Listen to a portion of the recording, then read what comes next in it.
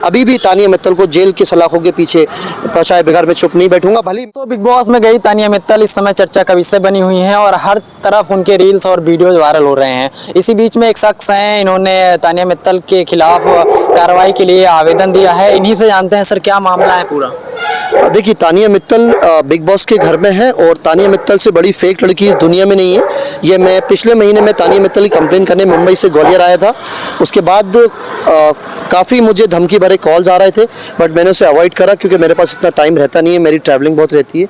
अभी मैं इज्तिमे के लिए यहाँ आया हुआ था तो मुझे धमकी भरे कुछ कॉल्स आ रहे हैं, जिसमें से मैंने एक कॉल रिकॉर्ड किया है और तानिया मित्तल के लिंक अंडरवर्ल्ड हैं। तानिया मित्तल के लिंक बिश्नोई ग्रुप से भी जुड़े हुए हैं, क्योंकि बिश्नोई ग्रुप के लोग ही इस तरह की बातें कर रहे हैं जिस तरह की मुझे धमकी आई है। उन्होंने ये भी कहा है कि मुंबई में अभी रिसेंटली जितने उसमें भी हम लोग शामिल हैं। तुम ये मत समझो कि मुंबई महाराष्ट्र तक हमारी पहुंच नहीं है।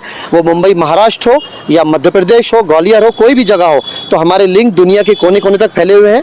तुम्हें मालूम नहीं हम लोग कौन है।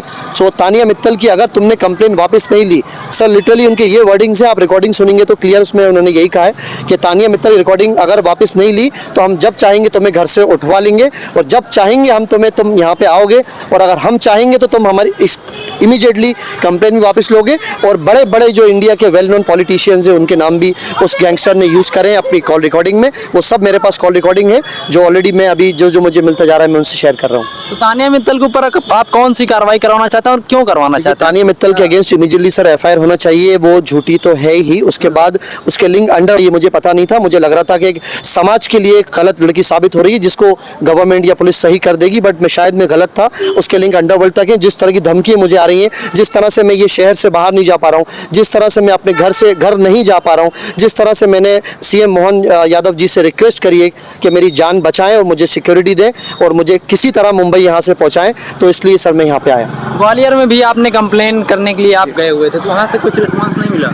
सर बिल्कुल मेरा रिस्पांस उसकी इतना रिस्पांस तो सर वो इतना बड़ा हो गया था कि वो वर्ल्ड वाइड नेशनल न्यूज़ बन गई थी। फैज़ान अंसारी की न्यूज़ नेशनल न्यूज़ जब बनी उसके बाद से मुझे सर धमकी आ रही है। किस कंट्री से किस स्टेट से धमकी आ रही है कुछ पता नहीं है, लेकिन कॉल रिकॉर्डिंग सर मेरे पास है जो मोहन यादव सरकार को बहुत हेल्पफुल होगी उस गैंगस्टर को ढूंढने के लिए।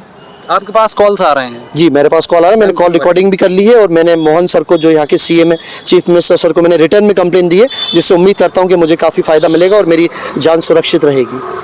लोग तानिया के जो फॉलोअर्स हैं वो कहेंगे कि आप फेमस होने के लिए ऐसा उनका नाम तो नहीं ले रहे हैं? नहीं सर, ऐसा तो शायद कोई नहीं कहेगा क्योंकि फैज़ान अंसारी ऑलरेडी बहुत फेमस है। वो आप एल्विश यादव की कंट्रोवर्सी देख सकते हैं, राखी सावंत की देख सकते हैं, एल्विश यादव की देख सकते हैं।